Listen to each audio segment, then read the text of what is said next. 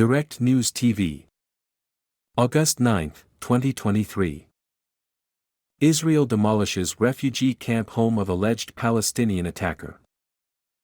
Israeli forces raided the Asker refugee camp in the occupied West Bank city of Nablus and demolished the home of a Palestinian man who was allegedly involved in killing 2 Israeli settlers last February. According to the Palestinian news agency Wafa, Israeli forces surrounded the third-floor home of Abdel Fattah Karusha overnight on Tuesday and blew it up 6 hours after the raid. The army had accused Karusha of shooting dead 2 settlers, Halo Munekim Yaniv and his brother Yigal Yaakov Yaniv, in February as they drove through the occupied West Bank town of Hawara. Israeli forces killed Karusha, 49, during a raid the following month.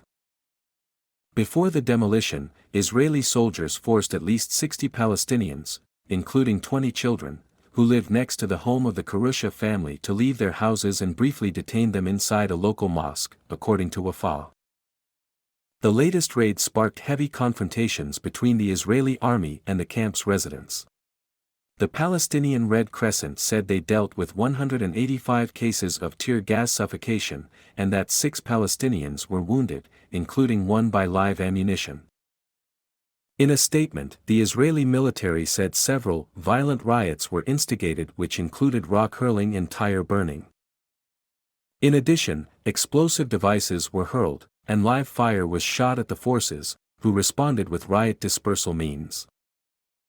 A few weeks earlier, Israeli forces took measurements of Karusha's imprisoned son's house in preparation for its demolition, on charges of helping his father in the operation.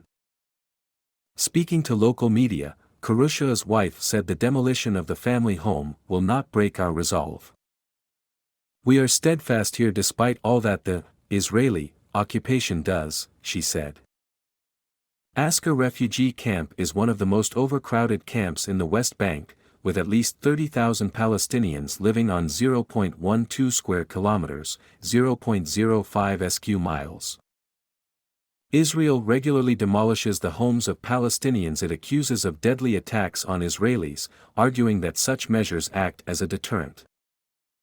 Human rights activists say the policy amounts to collective punishment, as it can render non-fighters, including children, homeless. In a statement on Tuesday, Hamas said the Israeli tactic of demolishing homes is a policy of impotence that has proven its failure to quell the resistance and affect the morale of the resistance fighters and their struggling families. Since early last year, deadly violence has rocked the northern West Bank, in conjunction with the rise of Palestinian armed groups and an increase of Israeli military operations and near-nightly raids on Palestinian towns and cities. More than 200 Palestinians have been killed this year, with the United Nations warning that 2023 is on track to be the deadliest year for Palestinians since it began recording deaths. My name is Kingsley. Please like, share, subscribe and hit that notification bell so you can be the first to be notified whenever we post. You won't regret it.